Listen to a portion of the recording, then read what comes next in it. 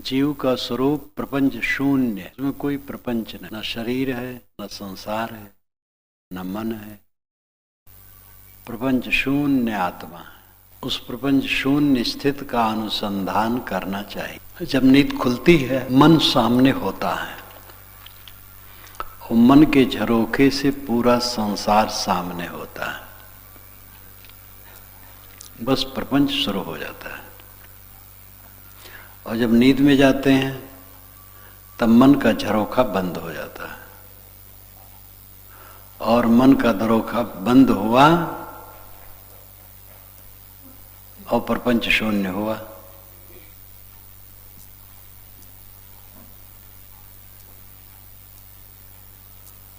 जहां मन का झरोखा बंद हुआ तहां प्रपंच शून्य हुआ और प्रपंच शून्य होने पर सब दुख खत्म। गाढ़ी नींद में मन का झरोखा बंद रहता है, इसलिए दुनिया दिखाई नहीं देती। जैसे कोई भवन में हो और झरोखे से देखना हो तो झरोखा खुलेगा तो बाहर की चीज दिखेगी और झरोखा बंद रहेगा तो बाहर की चीज नहीं दिखेगी। ये मन के झरोखे से हम दुनिया को देखते हैं और मन जीव में नहीं, जीव में, आत्मा में मन नहीं है। मन अलग है, उसी मन के झरोखे से संसार दिखाई देता है। इसीलिए संत जन ध्यान करने को बताते हैं कि ध्यान किया करो। ध्यान में सब भूल जाना, कुछ भी याद न करना होता है। तो यहां जानबूझ करके मन के झरोखे को बंद किया जाता है। गाढ़ी नींद में तो अवस्था के कारण मन का झरोखा बंद होता है। गाढ़ी नींद हुई, मूर्छा आ गई, मन का झरोखा बंद हो गया। और ध्यान में जानबूझ करके मन का झरोखा बंद किया जाता है अपनी तरफ से। और अगर बंद हो गया तो प्रपंच शून्य हो गया, शांत। शांति का सुख सब चाहते हैं। राजा बादशाह भी गाढ़ी नींद चाहता है। अगर उससे कहो आपका तो राजकाज है, राज का सुख भोगो, क्यों नींद लेते हो, तो बुरा मानेगा। राजा को नींद न आए तो उसका सुख हराम हो जाएगा। राजा प्राय दवाई खा करके सोता जिससे नींद आ जाए। आजकल राजा मंत्री लोग हैं तो नींद सबको प्रिय है और नींद में सब भूल जाता है। भूल जाना बड़ा सुख है। भूल जाओ संसार को। लेकिन मोह त्याग करके जो भूला जाता है वो अच्छा रहता है, वही बंधन काटता है। गाढ़ी नींद में तो सब भूल जाते हैं, लेकिन गाढ़ी नींद खत्म हुई, जागे, बस दुख शुरू हो गया। क्योंकि वो अवस्था के कारण से सब भूलता है। एक सुसुप्त की अवस्था आती है और सब भूल जाता है। ज्ञान तो है नहीं, विवेक तो है नहीं, मोह मिटा नहीं है। नींद खुली और फिर मोह आ गया, बस पीड़ा शुरू। जो मोह मिटा देता है, मोह मिट जाने पर मन का झरोखा खुला भी रहे तो भी मन में कोई पीड़ा नहीं होती। जागृत अवस्था में विवेकवान जिनका मोह मरा हुआ है वे संसार को देखते, सुनते, जानते, बूझते भी पीड़ा से रहित रहते हैं। काम धंधा करते, व्यवहार बरतते, पीड़ा से रहित रहते हैं। जीवन का असली स्वरूप यही है। काम करो, व्यवहार करो, स्वजनों परिजनों से प्रेम का बर्ताव करो, लेकिन मन की पीड़ा से रहित रहो। कुछ समय के लिए ध्यान करो जितना बन सके। और अगर ध्यान करते समय सब भूल जाए, संकल्प शून्य हो जाए तो बहुत अच्छा है। बाकी समय संकल्प विकल्प आते हैं, देखा जाता है, सुना जाता है, खाया जाता है, पिया जाता है, हंसा जाता है, बोला जाता है, लेकिन मन में मोह नहीं रहता है तो मन में पीड़ा नहीं रहती। पीड़ा किसी को पसंद नहीं है, दुख किसी को पसंद नहीं, और दुख होता है मोह से। जहां मोह होगा उसी में खटकता रहेगा। मोह होगा तो बैर भी होगा। मोह ही बैर रूप ले लेता है बदल करके। जिसके मन में मोह नहीं रहता उसके मन में किसी के लिए बैर नहीं रहता है। मोह बैर से जो परे रहता है वो सुखी रहता है।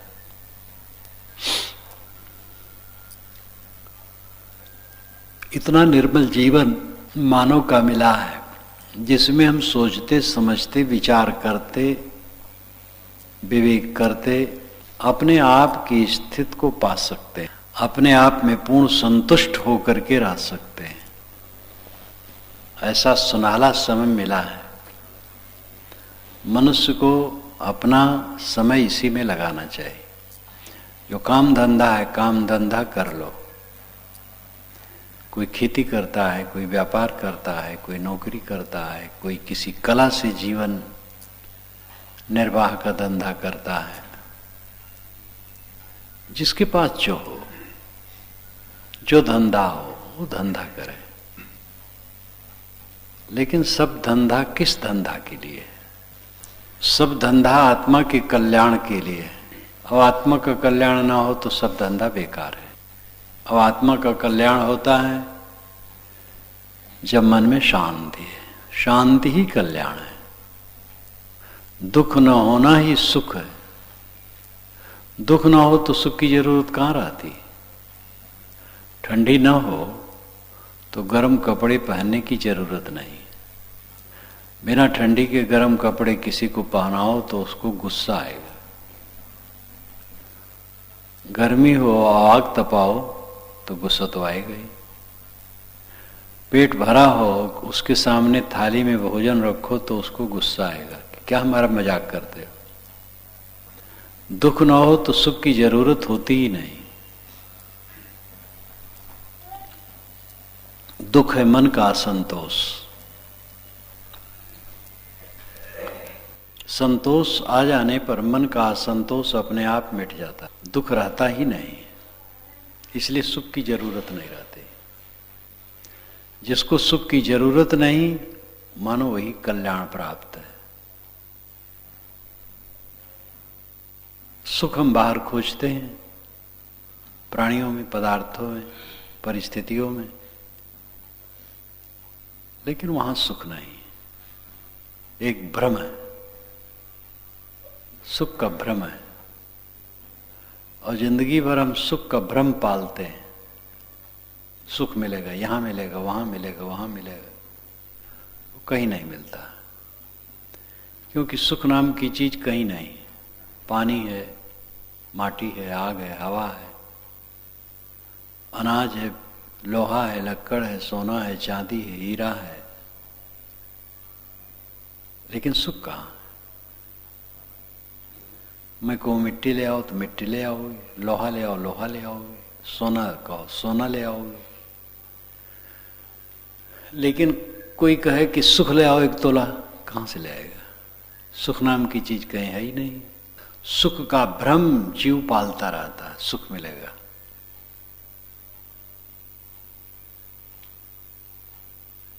सुख कहीं बाहर नहीं मिलता है। जब सुख की इच्छा मिट जाती है तब सुख हो जाता है। सुख की इच्छा ही नहीं।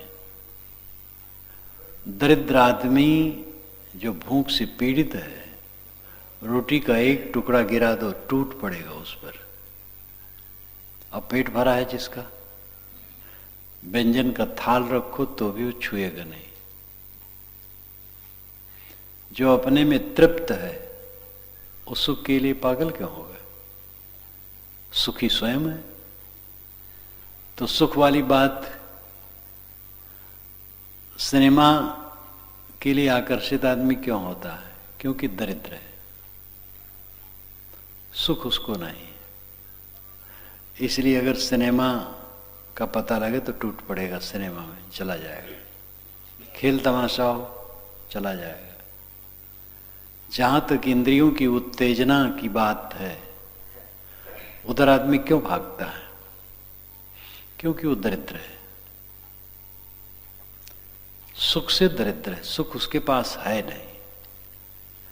इसलिए जगह जगह भटकता रहता है अपनी दरिद्रता के कारण। जो दरिद्र नहीं होता वो नहीं भटकता है। सारा संसार दरिद्र है, तब सुख के लिए भटकता है। और जो धनी है वो अपने आप सुखी है। कौन सा धनी? राम धन, ज्ञान धन, विवेक धन, संतोष धन जिसके पास। संतोष का धन जिसके पास है वो सुख माने गए पदार्थों की तरफ दृष्टि भी नहीं करेगा, क्योंकि हम स्वयं सुखी हैं। और जिसमें सुख माना गया उसमें सुख नहीं है, भ्रम है, दुख है। सुख के नाम पर लोग दुख खरीदते हैं, उनका दुख बढ़ता चला जाता है। आशा है सुख की, भोग है दुख का। तृप्त आदमी जैसे भोजन की इच्छा नहीं करता, उसी प्रकार आत्म संतुष्ट मनुष्य सुख की कामना नहीं करता। आत्म संतोष महासुख है। और ज्ञान होना चाहिए, समझ होना चाहिए, दृष्टि उधर होना चाहिए, बस। कोई कठिनाई नहीं, बहुत सरल है।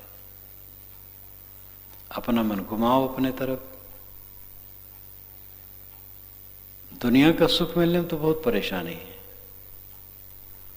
दुनिया का सुख जैसे दूसरे के पास वैसे हमारे पास कैसे हो सकता है? किसी की तुलना बड़ा मुश्किल है। लेकिन मन में संतोष होना बहुत सरल है। समझ जाए और मन में संतोष आ जाए। रुपए के बल पर संतोष नहीं आता है, विद्या के बल पर भी नहीं आता है, पद के बल पर भी संतोष नहीं आता है। संतोष अच्छी समझ से आता है। जिसके मन में अच्छी समझ है, संतोष है।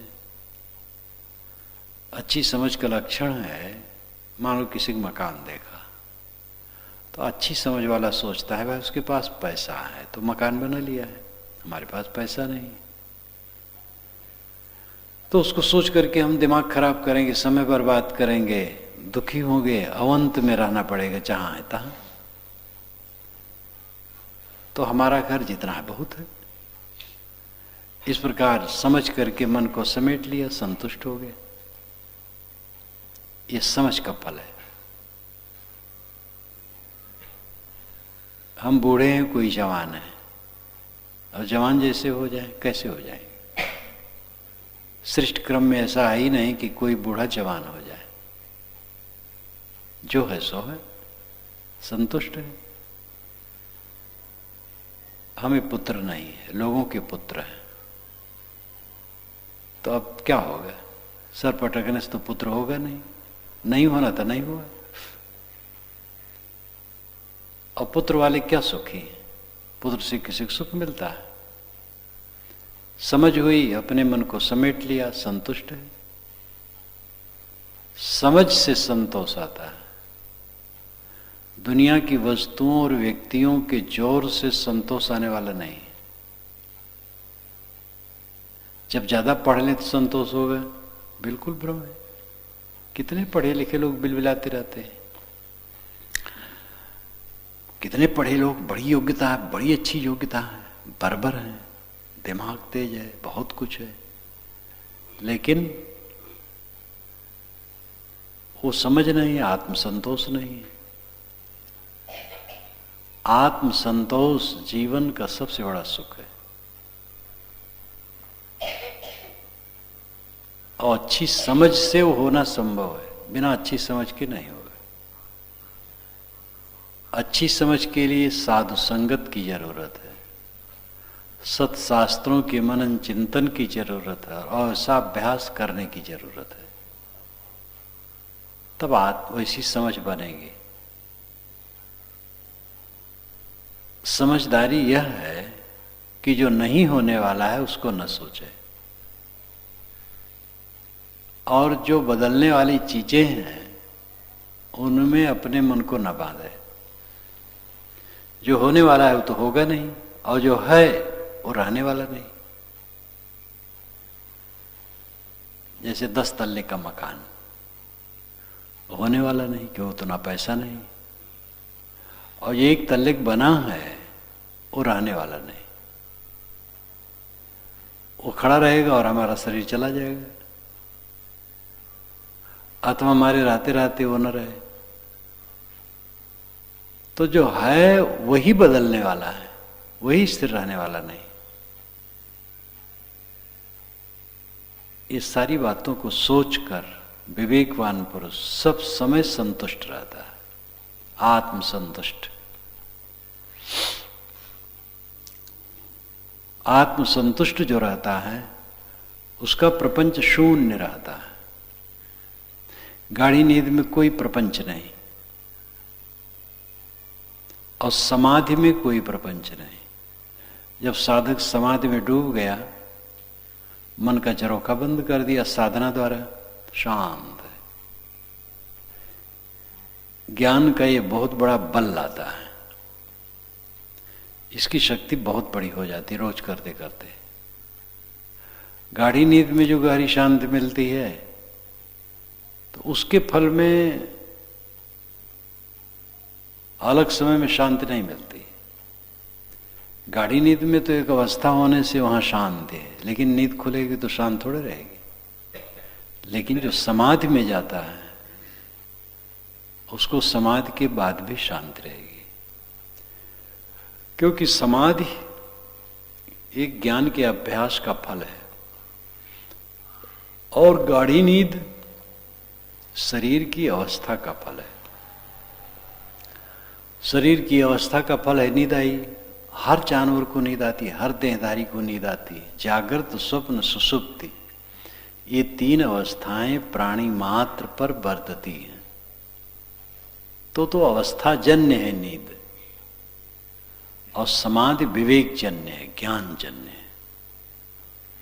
तो समाधि अभ्यास, ध्यानाभ्यास करना चाहिए, मन को एकाग्र करने का काम करना चाहिए, और उसका व्यवहारिक स्वरूप है संतोष की प्राप्ति। कोई ध्यान करता है, संतुष्ट नहीं है, तो या तो ध्यान वो थोड़ा करता है, ध्यान में सफल नहीं है, और या तो ध्यान के नाम पर खाली ध्यान है और ध्यान हो नहीं पा रहा है। ध्यान का फल है मन का विवेक में ढल जाना, और जिसका मन विवेक में ढल जाता है उसके मन में गहरा संतोष हो जाता है। गहरा संतोष जीवन का सर्वोच्च सुख है। मन में संतोष है, रोटी नमक खाया, बहुत आनंद है। और मन में संतोष नहीं, सब प्रकार का व्यंजन है, चित्त जलता रहता है। इसलिए संतोष सुख है, रहो तो हृदय जुड़ा है। साहब ने कहा है संतोष में सुख है, अगर संतोष करके रहो तो हृदय शीतल होगा। जीवन में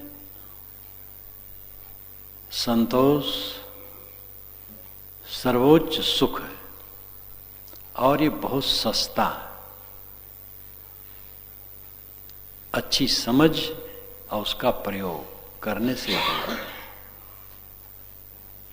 संतों की संगत करो और ज्ञान के ग्रंथों को पढ़ो, और उनमें जो विचार मिले उन पर अभ्यास करो।